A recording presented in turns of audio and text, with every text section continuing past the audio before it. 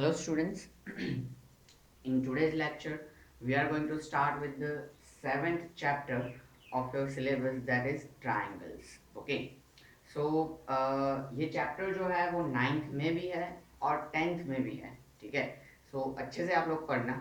Ninth में आप लोगों का मेन टॉपिक रहेगा ट्राइंगल्स के रिगार्डिंग कॉन्ग्रुएंसी ऑफ ट्राइंगल्स. ठीक है, और टेंथ में आपका रहेगा सिमिलैरिटी ऑफ ट्राइंगल्स. ठीक है, दोनों ही कंसेप्ट जो है, ठीक है, वो ट्राइंगल के रिगार्डिंग आपको स्टडी करने होंगे. लेकिन कॉन्ग्रुएंसी ऑफ ट्राइंगल्स आप पूरा अच्छे से पढ़ोगे नाइन्थ में, तो टेंथ में आपको सिमिलैरिटी ऑफ ट्राइंगल्स पढ़ने में प्रॉब्लम नहीं होगा. ठीक है, इसलिए हम बहुत ही बेसिक ट्राइंगल क्या चीज़ है उसके पार्ट्स वहां से हम शुरू करते हैं. ठीक है, आई नो वेरी वेल कि आप सबको काफ़ी सारी चीज़ें मालूम ही होगी, वैसे ही मैं यहाँ पे पढ़ा रहा हूँ पहले स्टार्टिंग में. ठीक है, बट देन ऑल्सो आप आपके कंसेप्ट रिवाइज कर लो ताकि चीज़ें जब प्रेजेंट करें हम तब भी गड़बड़ ना हो. प्लस ट्राइंगल का चैप्टर का हर एक चैप्टर के जैसे ही वैसे ट्राइंगल का भी यहाँ पे एक खास करके आपको ध्यान में रखने वाली बात है कि हर एक लेक्चर के कॉन्सेप्ट जो है वो आपको दिमाग में याद रखने होंगे. ठीक है, भूल नहीं जाना है. क्योंकि जैसे पॉलिनॉमियल्स के डाउट्स में कई बार मैंने देखा है कि डाउट्स आप पूछोगे लेकिन आइडेंटिटी तो कि वो भूल गए. ठीक है, ये आइडेंटिटी हमने की ही नहीं है, फिर मुझे याद करवाना पड़ेगा, देखो एक्सरसाइज में ऐसा सम था, हमने इसी आइडेंटिटी से किया था, तब आपको याद आया हाँ हाँ हाँ किया था. तो वैसा नहीं होना चाहिए. मैथमेटिक्स वैसे नहीं होगा.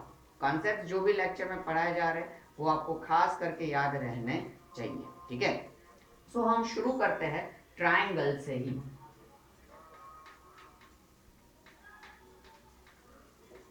So what is triangle? Then we can say that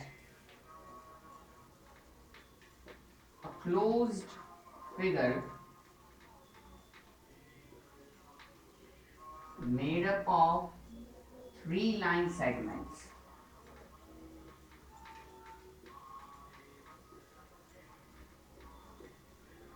is called triangle. Okay, और हम ऐसा भी कह सकते हैं कि a polygon with three sides is triangle. ठीक है, ये दोनों ट्राइंगल के हमारे डेफिनेशन हो सकते हैं. सो लाइक दिस, ये जो है वो हमारा क्या है, ट्राइंगल है ए बी सी. ठीक है, तीन सेगमेंट से बना हुआ क्लोज्ड फिगर. ओके, और इसको सिंबॉलिकली ऐसे प्रेजेंट किया जाता है ट्राइंगल ए बी सी. ठीक है, सिंबॉलिकली ऐसे ही इसको प्रेजेंट किया जाएगा triangle A B C. Okay, so ये आप लिख लीजिए. फिर हम पार्ट्स ऑफ ट्राइंगल यानी कि इसके साइड्स एंगल्स के बारे में भी डिस्कस करते हैं. साइड्स एंगल्स वैसे आपको मालूम होगा, लेकिन उनको खास करके कैसे प्रेजेंट किया जाता है उसमें कई लोग गड़बड़ करते हैं. ठीक है, इसलिए वो भी मैं आपको एक्सप्लेन करता हूँ. पहले आप ये लिख लो फिर.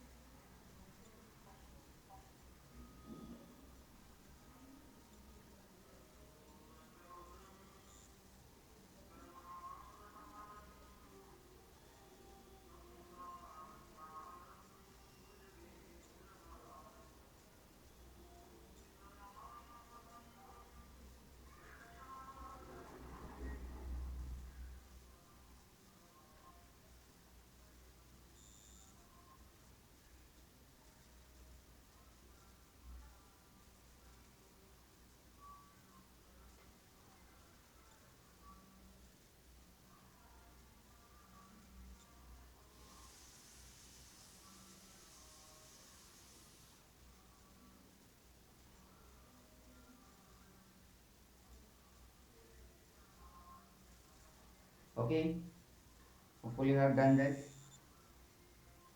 Now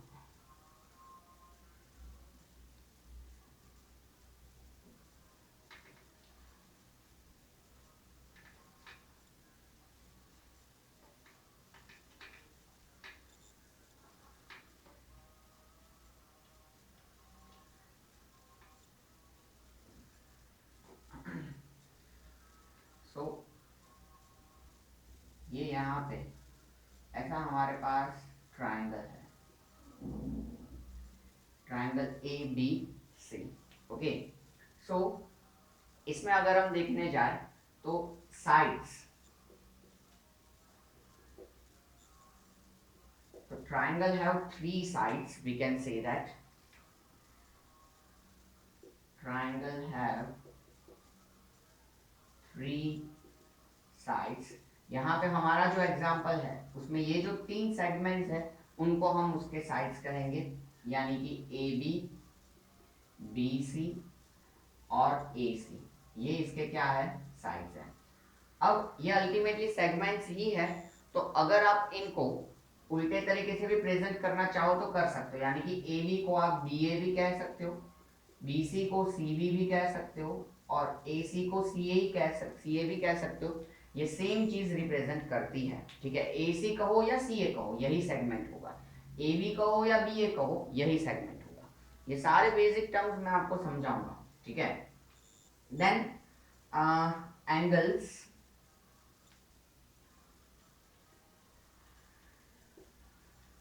so we can say that triangle have three angles। कितने एंगल्स होते हैं, तीन एंगल्स होते हैं। कौन कौन से, तो एक ये वाला हमारा एंगल ए, फिर angle B, and then angle C. ये तीन एंगल्स होते हैं। अगेन इनको पूरे नेम से भी कई बार प्रेजेंट करने की जरूरत पड़ती है, तो बी ए सी, ठीक है, उसको एंगल ए को ऐसे भी कह सकते हैं, बी ए सी, ठीक है। जो हमारा एंगल का वर्टेक्स होता है वो हमेशा बीच में रहेगा, ठीक है। इस तरीके से एंगल को प्रेजेंट किया जाता है, ये हमने 6th चैप्टर में भी किया था, बट फिर भी। और सी ए बी भी कह सकते हैं, ठीक है, this can be C A B also, ठीक है। ये सारे angle A, angle B A C या एंगल सी ए बी, ये सभी चीजें क्या रिप्रेजेंट करती है, ये एंगल ही रिप्रेजेंट करती है। Like same way angle B है तो एंगल ए बी सी, या तो उल्टा एंगल सी बी ए, ये भी क्या करेगी, सेम एंगल बी ही रिप्रेजेंट करेगी, ये सारी चीजें, ठीक है। फिर एंगल सी है तो एंगल ए सी बी से भी उसको प्रेजेंट किया जा सकता है, या बी सी ए से भी उसको प्रेजेंट किया जा सकता है, ठीक है। So triangle have three angles and these three angles can be presented like this. Now as per the situation of question or sum we will use one or the other way, ठीक है।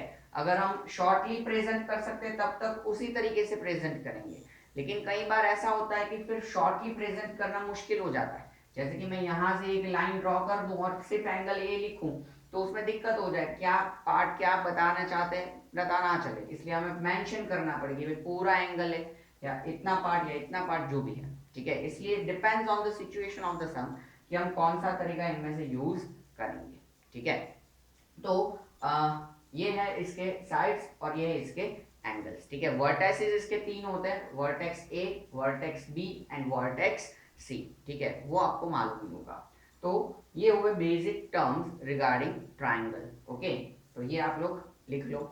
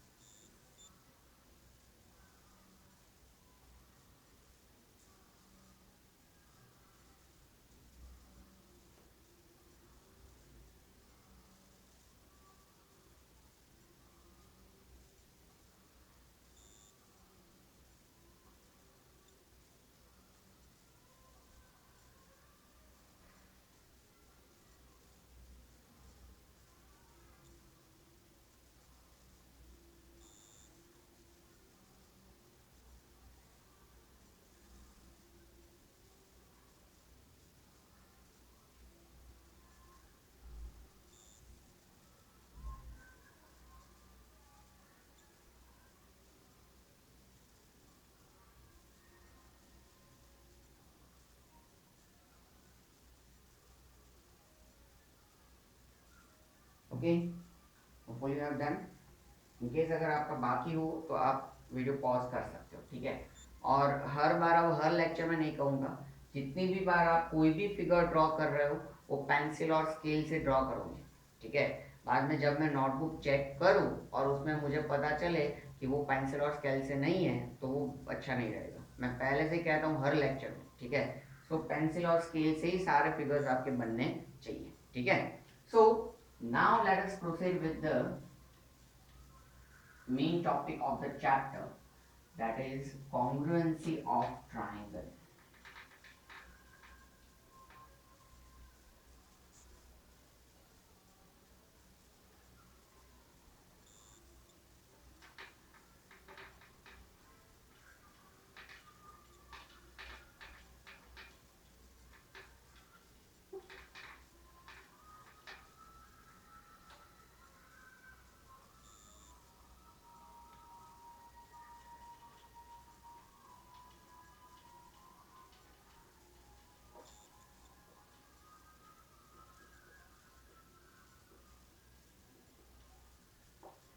Congruency of triangles, ठीक है।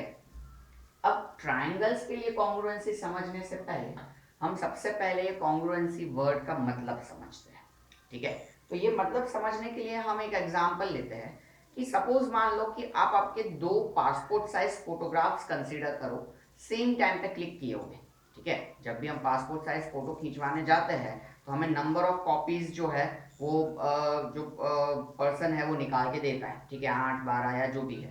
तो उन्हीं में से दो आप पासपोर्ट साइज फोटोग्राफ्स कंसीडर करो, तो उनके अगर हम देखने जाए तो डायमेंशंस कैसे होंगे, सेम होंगे। उनके अंदर सारा अपीयरेंस भी कैसा होगा, सेम होगा। दोनों फोटोग्राफ्स को एक दूसरे के ऊपर रखेंगे तो वो एग्जैक्टली एक दूसरे के ऊपर क्या करेंगे, ओवरलैप करेंगे, ठीक है। तो हम कह सकते हैं कि वो दोनों फोटोग्राफ्स जो है वो कैसे है, कॉन्ग्रुएंट है। यानी कि दोनों के डायमेंशंस, अंदर का इंफॉर्मेशन, सारी चीजें क्या है, सेम है। इस वजह से हम कह सकते हैं कि दोनों फोटोग्राफ्स कैसे हैं, सेम है या इक्वल है, ठीक है। फिर आप सेम ईयर के 1 रुपी के दो कॉइन्स कंसीडर करो, तो दोनों कॉइन्स कैसे होंगे, इक्वल होंगे, सेम ईयर के। इसलिए कह रहा हूँ क्योंकि कई बार अलग अलग ईयर के कुछ अलग अलग चेंजेस होते हैं, इसलिए सेम ईयर के 1 रुपी के कॉइन्स कंसिडर करो। दोनों को एक दूसरे के ऊपर रखोगे तो एग्जैक्टली क्या होंगे, ओवरलैप होंगे। दोनों का रेडियस कैसा होगा, इक्वल होगा। तो हम कह सकते हैं कि वो दोनों कॉइन्स कैसे हैं, कॉन्ग्रुएंट है, क्योंकि डायमेंशन वाइज दोनों के दोनों कैसे है, इक्वल है, ठीक है। सेम वे हम हमारे दोनों हैंड्स कंसीडर करें तो एग्जैक्टली दोनों हैंड्स एक दूसरे के ऊपर क्या होते हैं, ओवरलैप होते हैं। मतलब कि हम कह सकते हैं कि हमारे हैंड्स क्या है, कॉन्ग्रुएंट है। तो ऐसे फिगर्स कि जिनको एक दूसरे के ऊपर रखा जाए तो दोनों एक दूसरे के ऊपर ओवरलैप होते होंगे, ठीक है, उनको हम क्या कहेंगे, कॉन्ग्रुएंट फिगर्स कहेंगे। पर ये जो है वो कैजुअल कंसेप्ट हुआ, ठीक है। मैथमेटिकली अगर हम देखने जाए तो congruent figures in the sense कि उनके सारे रिस्पेक्टिव डायमेंशंस जो है या कॉरेस्पॉन्डिंग डायमेंशंस जो है वो इक्वल होने चाहिए। वैसे फिगर्स को हम क्या कहते हैं, कॉन्ग्रुएंट फिगर्स कहते हैं। तो यहाँ पे congruent triangles in the sense क्या, और else congruency of triangles in the sense क्या, तो टू ट्राइंगल्स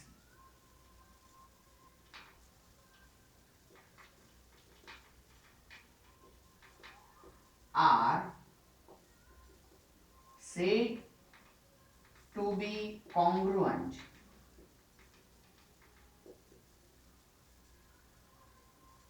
if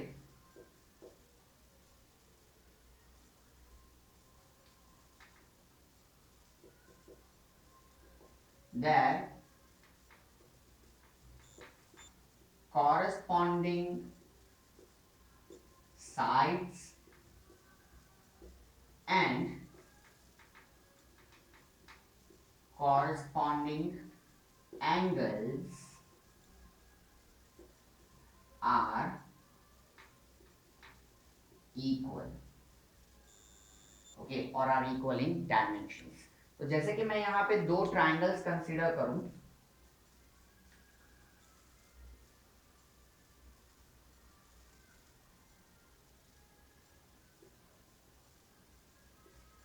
एक सपोज हमारा एबीसी ट्राइंगल है,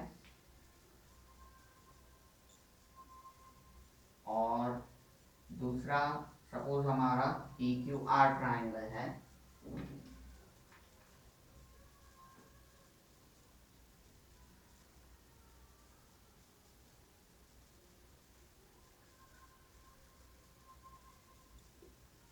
ओके। तो ये दोनों ट्राइंगल कॉन्ग्रुएंट होंगे कैसे? So for triangle ABC and triangle PQR, if इसके कॉरस्पॉन्डिंग साइड्स इक्वल होते हैं, ठीक है, इसका मतलब कॉरस्पॉन्डिंग साइड्स मतलब AB के corresponding PQ, if AB is equals to PQ, BC is equals to QR, AC is equals to PR, ठीक है। फिर कोई भी इनके measurement, so that doesn't matter कि भाई AB अगर हमारा 3 है और PQ भी 3 है, ठीक है, फिर BC अगर हमारा 4 है तो QR भी सपोज हमारा 4 हो, ठीक है, और AC अगर हमारा 5 है और यहाँ पे PQ भी 5 हो, ठीक है, तो कॉरस्पॉन्डिंग साइड्स इक्वल हुए, AB का मेजरमेंट और AB के कॉरस्पॉन्डिंग PQ का मेजरमेंट कैसा है? इक्वल है, 3 यूनिट्स। फिर BC के कॉरस्पॉन्डिंग QR है, मतलब दोनों का मेजरमेंट इक्वल है, ठीक है, 4 यूनिट्स। सेम वे AC और PR, ठीक है। And we can say that angle A equals to angle P, मतलब A और P दोनों का मेजरमेंट इक्वल हो। जैसे कि सपोज मान लो कि मैं कंसिडर करूं A का मेजरमेंट 60 है, P का भी मेजरमेंट 60 है, ठीक है। फिर सपोज मान लो कि B का मेजरमेंट जो है वो 40 है और इधर भी 40, और C का यहाँ 80 और यहाँ पे 80 है। तो A is equals to P, B is equals to Q and C is equals to R, angle C equals to angle R। मतलब आप देख सकते हो कि कॉरस्पॉन्डिंग साइड्स AB के कॉरस्पॉन्डिंग PQ, BC के कॉरस्पॉन्डिंग QR और AC के कॉरस्पॉन्डिंग PR कैसे है? इक्वल है। AB का लेंथ और PQ का लेंथ इक्वल, BC का लेंथ और QR का लेंथ इक्वल, AC का लेंथ और PR का length equal. Like same way corresponding angles का भी measurement, angle A equals to angle P, दोनों का मेजरमेंट इक्वल है। Angle B equals to angle Q, दोनों का मेजरमेंट इक्वल है। Angle C equals to angle R, दोनों का मेजरमेंट इक्वल है।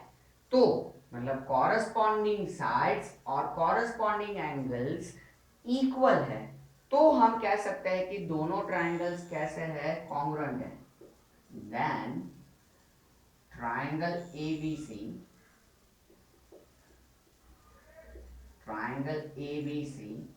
is congruent to the triangle PQR।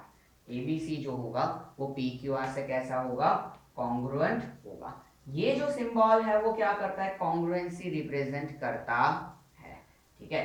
सो ये दोनों ट्राइंगल को अगर हम इस तरीके से मर्ज करेंगे तो वो दोनों एग्जैक्टली एक दूसरे के ऊपर क्या हो जाएंगे? ओवरलैप हो जाएंगे, ठीक है। सो दैट इज रिप्रेजेंटिंग कि दोनों ट्राइंगल क्या है? कॉन्ग्रुएंट है। So this is the concept of congruency of triangle. दो ट्राइंगल को हम कॉन्ग्रुएंट कब कह सकते हैं? कि जब दोनों ट्राइंगल के कॉरस्पॉन्डिंग तीनों साइड्स एंड कॉरस्पॉन्डिंग तीनों एंगल्स के मेजरमेंट कैसे हो? इक्वल हो, ठीक है। यहाँ पे कॉरस्पॉन्डिंग वर्ड जो है वो काफी मैटर करता है कि AB के कॉरस्पॉन्डिंग कौन सा? PQ साइड है, ठीक है, क्योंकि AB 3 है, सामने PQ 3 है। BC 4 है, सामने QR 4 है।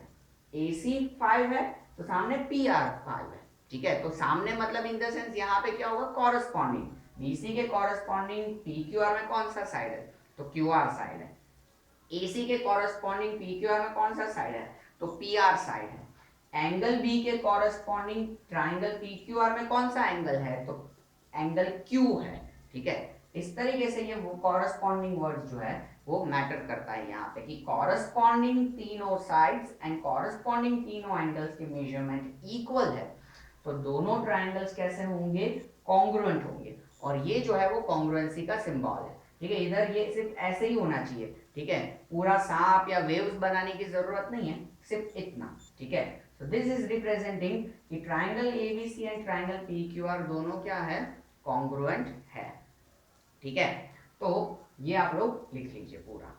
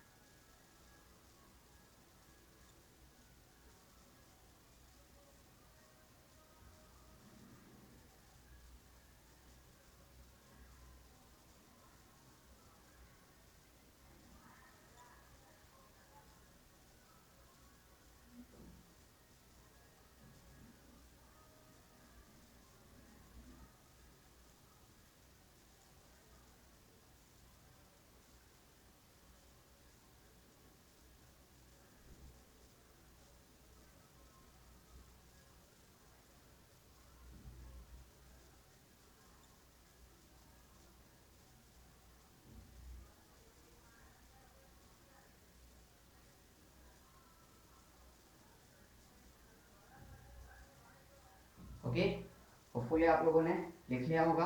ठीक है, सो यहाँ पे ये चीज आपको खास ध्यान रखनी है कि दो ट्राइंगल कॉन्ग्रुएंट कब होंगे, कि जब दोनों ट्राइंगल के कॉरस्पॉन्डिंग साइड्स और कॉरस्पॉन्डिंग एंगल्स कैसे होंगे, इक्वल होंगे, तब दोनों ट्राइंगल्स कैसे होंगे, कॉन्ग्रुएंट होंगे। ठीक है, अब इसमें हमेशा ऐसा जरूरी नहीं है कि ए बी के कॉरस्पॉन्डिंग पी क्यू ही इक्वल हो। ठीक है, हम एग्जाम्पल लेते हैं ताकि आपको पता चले। तो देखो,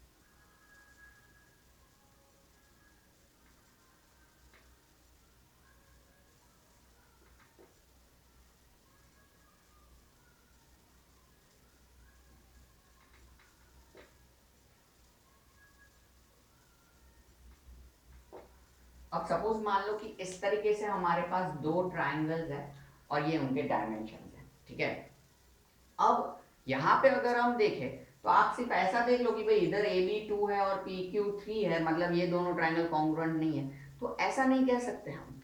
अगर आप दोनों फिगर्स को ध्यान से ऑब्जर्व करो तो ए बी टू है तो सामने यहाँ पी आर भी टू है, मतलब ए बी के कॉरस्पॉन्डिंग कौन सा साइड इक्वल है, यहाँ पे पी आर साइड इक्वल है, बट इक्वल तो है ना।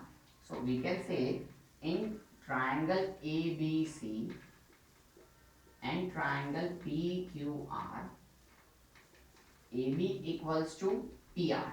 ठीक है, ए बी और पी आर साइड्स जो है वो कैसे है, इक्वल है। फिर यहाँ पे बी सी अगर हम देखें तो बी सी थ्री है तो उसके कॉरस्पॉन्डिंग यहाँ पे कौन सा है, पी क्यू इक्वल है, तो बी सी के कॉरस्पॉन्डिंग कौन सा हो जाएगा, पी क्यू हो जाएगा। ठीक है, क्योंकि दोनों के मेजरमेंट्स कितने हैं, इक्वल है, थ्री और थ्री। और सेम वे AC 4 है तो यहाँ QR 4 है, मतलब AC इज इक्वल्स टू क्या हो जाएगा, QR हो जाएगा। ठीक है, क्योंकि उन दोनों के मेजरमेंट्स कैसे है, इक्वल है। सेम वे एंगल्स में भी हम देख सकते हैं कि एंगल ए के कॉरेस्पॉन्डिंग एंगल P इक्वल नहीं है, but it's okay. Angle A 60 है तो सामने यहाँ पे एंगल R 60 है, एंगल B 50 है तो सामने यहाँ पे एंगल P 50 है, और एंगल C 70 है तो सामने यहाँ पे एंगल Q 70 है। मतलब हम देख सकते हैं कि इधर कॉरेस्पॉन्डेंस चेंज हो गया। पिछले वाला जो हमारा एग्जांपल था उसमें AB के कॉरेस्पॉन्डिंग PQ साइड था, पर अब यहाँ पे AB के कॉरेस्पॉन्डिंग PR साइड है। ठीक है, सेम वे BC के कॉरेस्पॉन्डिंग PQ है, AC के कॉरेस्पॉन्डिंग QR है। एंगल्स में भी हम देख सकते हैं कि एंगल A के कॉरेस्पॉन्डिंग पिछले वाले एग्जांपल में एंगल P था, लेकिन यहाँ पे एंगल A के कॉरेस्पॉन्डिंग एंगल R है, B के कॉरेस्पॉन्डिंग P, C के कॉरेस्पॉन्डिंग Q है। तो that is the word corresponding that matters here. ठीक है, तो यहाँ पे हम कह सकते हैं कि भले ही वही के वही साइड्स ना हो, लेकिन कोई और ना और कॉरेस्पॉन्डिंग साइड्स तो इक्वल बन रहे हैं। सेम वे कोई और ना और कॉरेस्पॉन्डिंग एंगल्स भी इक्वल बन रहे हैं। मतलब कॉरेस्पॉन्डिंग तीनों साइड्स और कॉरेस्पॉन्डिंग तीनों एंगल्स दोनों ट्राइंगल के इक्वल है। मतलब ये दोनों ट्राइंगल जो होंगे वो कैसे होंगे, कॉन्ग्रुएंट होंगे। लेकिन यहां पे अगर हम ऐसे लिख देना triangle ABC is congruent to the triangle PQR, तो ये जो होगा वो हमारा बिल्कुल गलत होगा। ठीक है, इस तरीके से हम नहीं लिख सकते, हमें कॉरेस्पॉन्डेंस के हिसाब से ही लिखना पड़े। तो यहाँ पे triangle ABC is congruent to the triangle ABC के कॉरेस्पॉन्डिंग कौन से जाएंगे, RPQ, तो is congruent to the triangle RPQ। ठीक है, जो कॉरेस्पॉन्डिंग होते हैं वही हम यहाँ पे क्या कर सकते हैं, वर्टाइसिस प्रेजेंट कर सकते हैं। और वो हमें कहां से पता चलता है, या तो एंगल्स से या तो साइड्स से।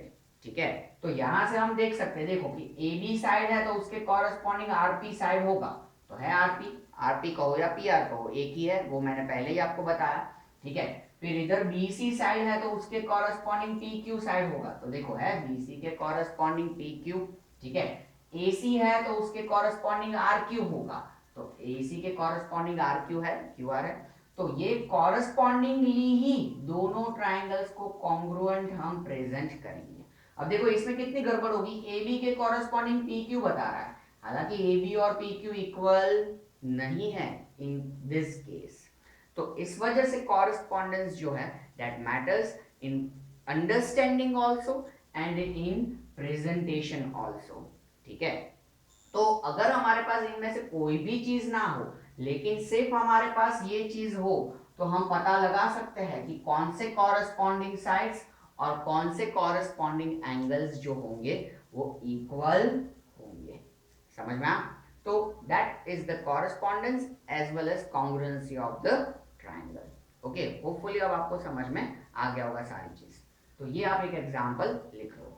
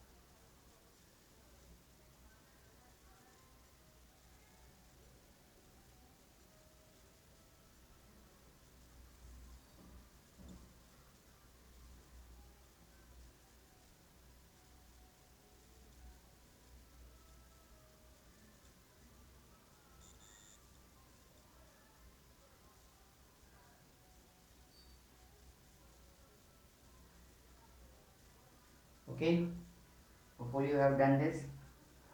सो सिर्फ अगर हमारे पास ये चीज हो कि दो ट्राइंगल्स कॉन्ग्रुएंट है, ये सिंबॉलिकल प्रेजेंटेशन हो कॉन्ग्रुएंसी का, तो हम अपने आप उसके कॉरेस्पॉन्डिंग साइड्स और एंगल्स लिख सकते हैं। इसका भी हम एक एग्जांपल लेते हैं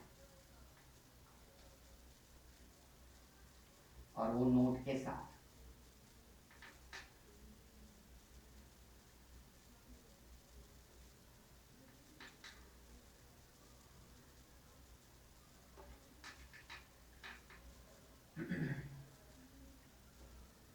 उल्टा कंसेप्ट हम कह सकते हैं कि if two triangles are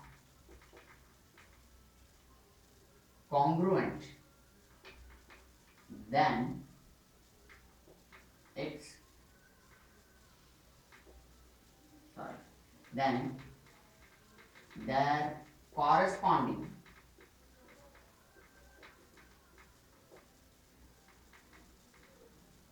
parts are congruent। यहां पे congruent इन द सेंस की ऑफ इक्वल मेजर, ठीक है। तो इसको ऐसे भी लिखा जाता है,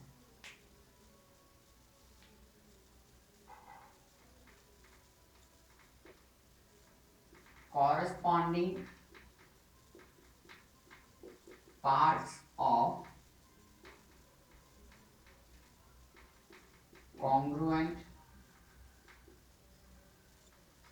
triangles, और इसका शॉर्ट फॉर्म होगा CPCT, ठीक है, क्योंकि इसकी जरूरत हमें आगे फ्यूचर में बहुत पड़ने वाली है। CPCT, ठीक है, corresponding parts of congruent triangle. मतलब कि अगर दो ट्राइंगल कॉन्ग्रुएंट है तो उसके कॉरेस्पॉन्डिंग पार्ट्स भी कैसे होंगे, इक्वल होंगे या कॉन्ग्रुएंट होंगे, ठीक है। तो उसको जब हम यूज करेंगे तो हर बार ब्रैकेट में लिखना कि भाई corresponding part of congruent triangle, उसकी जगह पे क्या लिखा जाता है, CPCT, ठीक है। इसका मतलब ही वही होगा, corresponding part of congruent triangles, ठीक है। अब इसका मतलब हम समझते हैं, ठीक है, कि फॉर एग्जाम्पल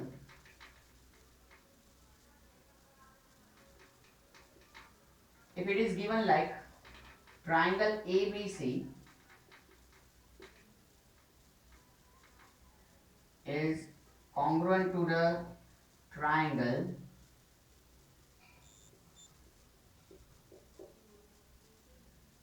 EDF, अगर हमें ऐसा दे दिया है कि ये दो ट्राइंगल्स कॉन्ग्रुएंट है, triangle ABC is congruent to the triangle EDF, तो इसका मतलब क्या होगा, देन व्हाट कैन वी से, कि इसके कॉरेस्पॉन्डिंग साइड्स इक्वल होंगे, यानी कि AB और ED साइड इक्वल होगा।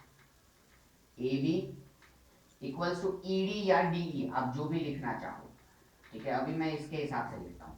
फिर BC और DF साइड्स इक्वल होंगे, BC इक्वल्स टू DF, कोई भी मेजरमेंट हो लेकिन वो इक्वल होंगे, और AC और EF साइड्स इक्वल होंगे,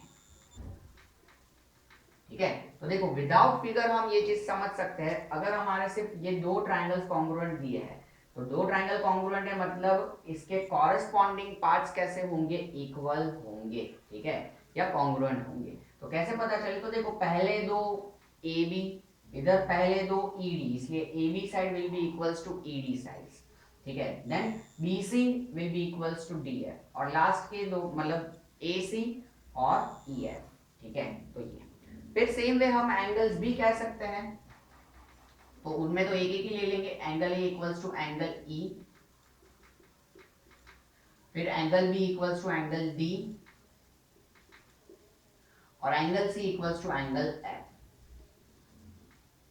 ठीक है। तो इस तरीके से ये हमारे क्या हो जाएंगे, कॉरेस्पॉन्डिंग एंगल्स भी इक्वल हो जाएंगे। This is the congruency. और अब हम इनको फिगर में भी प्रेजेंट कर सकते हैं, जैसे कि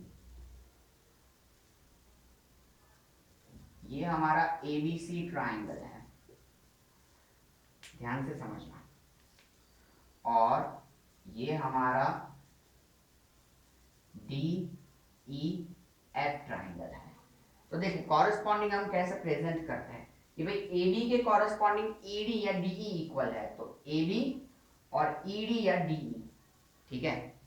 फिर बी सी के कॉरेस्पॉन्डिंग डी एफ इक्वल है, तो बी सी और डी एफ देखो इक्वल मार्क्स लगाए हैं, ठीक है। ए बी में एक मार्क, तो इसके सामने कौन सा इक्वल है, तो डी इक्वल है, इसलिए उसमें भी एक मार्क। बी सी में 2 मार्क, तो उसके सामने कौन सा इक्वल है, तो डी एफ इक्वल है, तो उसमें 2 मार्क लगाए हमने, ठीक है। फिर A C is equals to E F, तो A C equals to E F, तो ये हमने कॉरेस्पॉन्डिंग, इसमें 3 मार्क, तो इसमें, तो ये मार्क देख के भी आपको पता चलेगी कौन कौन से साइड्स कॉरेस्पॉन्डिंगली इक्वल है, ठीक है। Same way angle A equals to angle E, तो एंगल ए और एंगल ई कैसे है, इक्वल है। Angle B equals to angle D, तो angle B equals to angle D, और angle C equals to angle F, angle C equals to angle F. तो देखो corresponding angles के भी ऐसे सिंबल्स से हमें पता चलेगी कौन से कॉरेस्पॉन्डिंग एंगल्स इक्वल है। तो मतलब अगर 2 ट्रायंगल हमें कॉन्ग्रुएंट दे दिए हैं, ठीक है, तो इसका मतलब हम यही समझेंगे कि इसके corresponding sides and corresponding angles measurement wise कैसे है, इक्वल है, ठीक है। अब यहाँ पे कोई भी मेजरमेंट हो वो हमें डिस्कस करना नहीं है, ठीक है। आप लोग अभी फिलहाल सारे कंसेप्ट समझना। पहले मैंने कॉन्ग्रुएंसी समझाया, ठीक है, कि कब कॉन्ग्रुएंट हो सकते 2 ट्रायंगल्स, तो उसके तीनों साइड्स और तीनों एंगल्स कॉरेस्पॉन्डिंग, तीनों साइड्स और कॉरेस्पॉन्डिंग तीनों एंगल्स इक्वल हो तो हम कह सकते हैं कि ट्रायंगल कॉन्ग्रुएंट है। तो that is the concept of congruency, ठीक है, वो आपको समझना है। फिर कॉरेस्पॉन्डेंस का सब हमने कंसेप्ट समझा कि कॉरेस्पॉन्डिंग साइड्स अलग अलग हो सकते हैं, ठीक है, फिर भी दोनों ट्रायंगल्स कैसे होंगे, कॉन्ग्रुएंट होंगे, ठीक है। फिर हमने यहाँ पे ये देखा कि उल्टा उल्टा कंसेप्ट कि भाई 2 ट्रायंगल अगर हमें कॉन्ग्रुएंट दे ही दिए हैं, ठीक है, तो इसका मतलब हम यही समझेंगे कि इसके तीनों साइड्स और तीनों कॉरेस्पॉन्डिंग एंगल्स कैसे है, इक्वल है, ठीक है। सम्स कैसे होंगे, क्या यूज है वगैरह ज्यादा फ्यूचर में सोचने की जरूरत नहीं है। जो कंसेप्ट यहाँ पे मैं एक्सप्लेन कर रहा हूँ ना, वो आपके दिमाग में जाना चाहिए। ये कॉन्ग्रुएंसी मतलब क्या ट्राइंगल की, तो कॉन्ग्रुएंसी मतलब कि 2 ट्राइंगल कॉन्ग्रुएंट तब भी हो सकते हैं कि उसके जब तीनों कॉरेस्पॉन्डिंग साइड्स और तीनों कॉरेस्पॉन्डिंग एंगल्स इक्वल होंगे, ठीक है। उसको प्रेजेंट कैसे किया जाता है वो कंसेप्ट समझना था आपको, वो समझ में आ गया। उसके बाद अभी उल्टा कंसेप्ट है कि अगर 2 ट्राइंगल कॉन्ग्रुएंट है तो उसके corresponding sides and angles equal होंगे। वो कॉरेस्पॉन्डिंग साइड्स एंड एंगल्स कैसे पता लगा सकते हैं, तो इस तरीके से हम पोजीशन से पता लगा सकते हैं, ठीक है। तो ये हुआ कंसेप्ट हमारा, ठीक है। तो ये आप लिख लीजिए, फिर हम आगे बढ़े।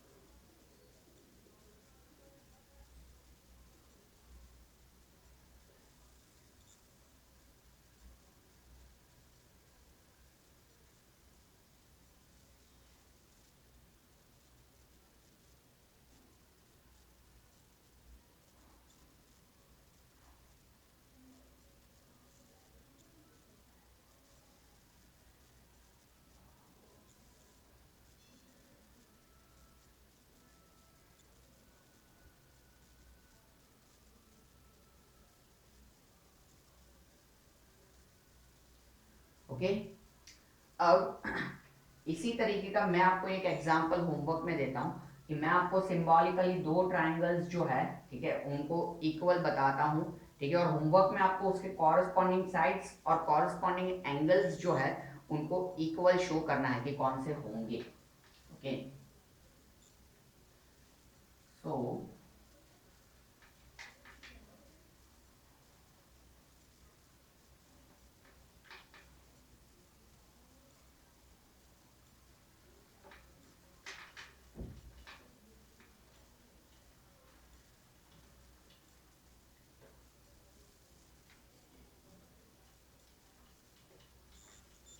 if